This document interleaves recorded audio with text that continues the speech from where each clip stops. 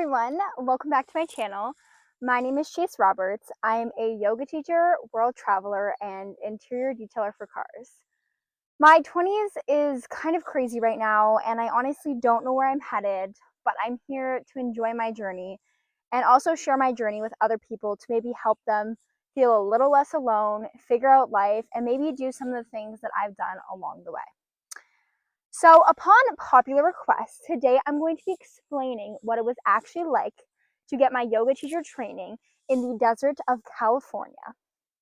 So, how did I decide that I was going to go become a yoga teacher? Is kind of a long story, but kind of short. So, let's get started all the way back at the age of 12. I was lucky enough to have a grade 5 teacher who taught everything in gym class, not just the regular dodgeball and running. We did yoga and meditation, which I thought was so cool. And that's something that stuck with me for the rest of my life, I guess.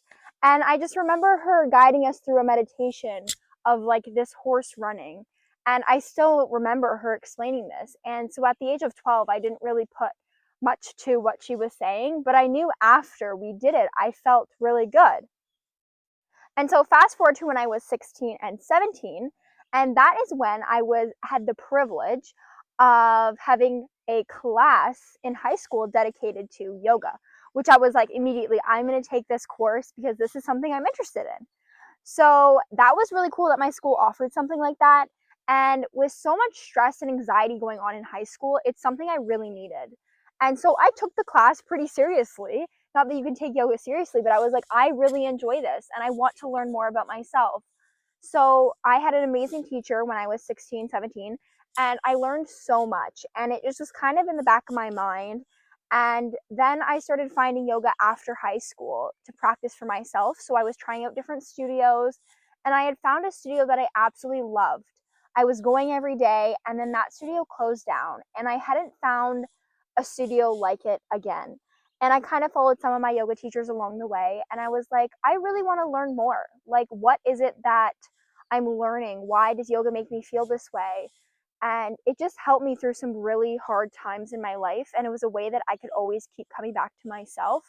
And there was just so much more to yoga. And I knew there was so much more. And so I was like, why not go do it? I've been talking about it for a long time. And so what ended up getting the ball going was I was working with this girl who runs a retreat center and does equine therapy with horses and is also one of my mentors or like life coaches, I'd say.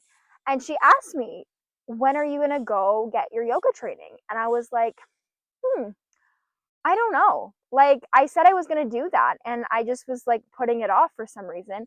And I had just quit my job a month ago. So this is November of 2024 when I decided that, you know what, this is the perfect time. I just quit my job. This is something I want to explore.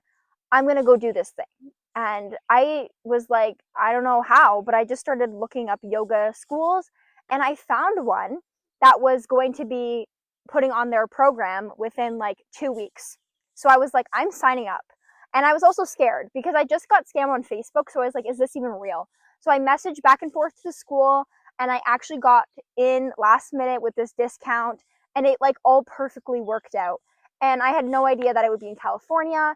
It was a 2-week program and I was like, I'm just saying yes. I don't know how this is going to look for me. I don't know like if I'm going to start teaching after, but I just wanted to go to learn. And so on top of that, where I was staying was Joshua Tree, California. So from there, about 4 or 5 hours was Sequoia National Park. And this park I put on my vision board in January of 2024 without even knowing. I put this on my computer. I didn't look back at it. But now it was like, oh my gosh, this is an opportunity for me to go to Sequoia National Park once my training is done. And I was like, I am so scared to go by myself, you know, like road tripping alone all the way to Sequoia National Park. It's like, you hear those horror stories, like there was so much fear. And I was like, you know what, maybe I should just go do my yoga and just leave it. But I was like, you know what, am I really gonna let myself rob myself of this experience by letting my fear win? And I was like, no, you know what we're gonna do? I'm gonna book my rental car. So that way when I get there, I have a choice. I can cancel the rental car and not go. Or if I'm having a good time and I feel like I wanna go, then I can book that car and go drive by myself. So I just left it up in the air. I was like, you know what, if I'm meant to go see the park, I will go see the park. It was just cool. Like I was traveling all the way out there. Why not combine the two? So I flew out there after booking this trip. So like 2 weeks later, I'm like ready to go. I'm packed. And I was so nervous because I was like, what if everyone here is more experienced than I am? What if they know more about yoga? All of these thoughts of like, where am I going? It's in the middle of the desert. How am I going to get there? So all of these fears did come up, and I almost missed my second flight to get there. But it all worked out. I landed, and one of the people that was doing the training also was able to pick me up, which was amazing. So I already met 3 people like so quickly, and we just hit it off right away. And I find when you do things that you're interested in and other people are interested in it, you will make friends so quickly because you have like-minded interests. So I show up to the school, and it's just like so overwhelming. It was really cold. I was not expecting the desert to be cold, but it was November time. And so the temperatures did really drop, and I brought everything with me that was like summery clothes because I was ready to be in the heat of the desert. Not like that. So we show up, and it's like glamping. So we had a little cot. I shared a room with 5 other girls, and I immediately made friends with these ladies. Like everyone I met on this trip was just so amazing, and I had such a great time with everyone. And so I had this little like I'll put a picture of it, but a little like shed kind of thing where we all stayed in there at night. And so it took a little bit to get used to with the cold, but you know, being in Canada, it wasn't that big of a deal. So that was the first night. And then the next morning, we had an amazing breakfast. Kind of what the schedule looked like was 7 a.m. We'd wake up and have our morning practice, and we would do silent breakfast, which is something that I learned was so helpful, is to really just like slowly ease into your morning. I feel like I'm somebody who like sometimes rushes out of bed 10 minutes like before I need to get out of the house, and then you're just setting your day up for this like really high stress. And so starting my morning off with this slow silent breakfast was really nice for me. And then after, we could start to chat about our mornings, but it was just a great way to wake up. And then throughout the day, we would have some sort of lecture, learning about the poses, learning about just different things. And there's just so much information. And there's just like, I was just like, wow, I didn't even know that this was out here, you know? And I was like, you know what? This is where I'm meant to be. Like, I feel so happy here and just so at peace with what I'm learning and what I'm doing. And everyone else was going through so much too. Like this was a journey not just about learning, but I learned a lot about myself because we're practicing yoga, we're doing meditation every day. You're also isolated. Like I wasn't on my phone very much, so it was just you had to sit with yourself every single day, and that can be the scariest thing for people, and it was for me. And the first day I was like, I can't even speak, I can't even lead people, how am I supposed to teach? Like it was so overwhelming. I was like, what do you mean? Like after 2 weeks I have to lead an hour class, and I was like, I can't even cue somebody into downward dog. And so that was overwhelming. But as the days went on, it became more of routine. We'd have more practices. I got to know the people a little more, and everyone was so supportive. And we all had a rough day. There was all days where we were exhausted or tired or really overwhelmed with whatever we were feeling. Like a lot of emotions came up for me. And I really realized that, you know, like I do have the power to be myself. I have the power to be seen. And for the longest time, I believed my voice didn't matter, or that if I shared my voice, nobody would care. And that is so not true. So I worked through a lot of limiting beliefs while I was in the desert, believe it or not. And it was just such a magical, transformational time in my life. And it was so much more than me getting my teacher's training. And that is what I've been told from everyone before I went. Like, it's so much deeper with yourself. And so even if you're not even thinking about teaching, I say to people, if you are interested in yoga and you love it, go learn more, because you will learn so much more about yourself that you didn't know. And so it was scary to be like, I'm going to go be with strangers for 2 weeks, but so quickly did they turn into my friends. And it was so sad at the end to graduate with everybody and just, you know, move on to the next chapter, right? So I would like, it was just such a fun experience, and I'm so glad that I pushed myself to get out of my comfort zone and to really trust that I was going where I needed to go. So the school was lovely. I trained with Kootenai Yoga School, and they have different other places, but I'm definitely going to put lots of videos in here to show you kind of what it was like. The food was absolutely amazing. We had all homemade vegetarian dishes, which I absolutely loved. I have never felt better. I was going to bed at 9 p.m. and like waking up at 6 a.m. And I just felt so good in my body. And I still was like, how can I bring this home to me and practice this every day? And when I was starting to learn these techniques, I was like, I need to share this with people. I need to help people because it is just so in our world, just so full of distractions, stress, busyness, everything that we forget to slow down and take care of ourselves. And that's what I learned how to do in these 2 weeks. So, towards the end, we start to wrap up the week. We teach our 1 hour exam. So, it was 1 hour that we had to teach a class. And when I was planning, I was like, oh my gosh, like people are going to judge me. I'm going to sound stupid.